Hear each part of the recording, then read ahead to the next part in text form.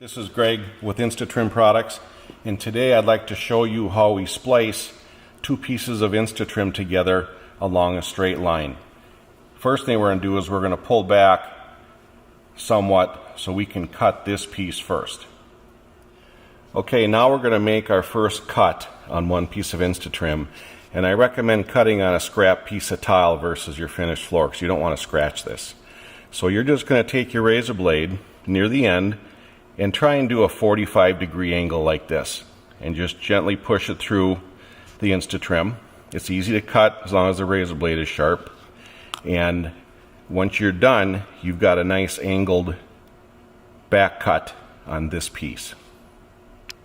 Okay, now we're going to cut the other piece of InstaTrim, and this time we're going to flip this over so the adhesive is facing up, and we're going to do the same thing, a 45-degree angle from the adhesive side,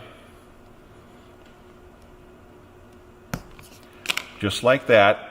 You can see that we've got a nice angle on this side, and that will match the angled cut of the previous piece we just did. Now that we've cut both ends of our InstaTrim with the razor blade, we're going to put these together, and we like to use a drop of super glue on one end just to ensure that this seam will last forever.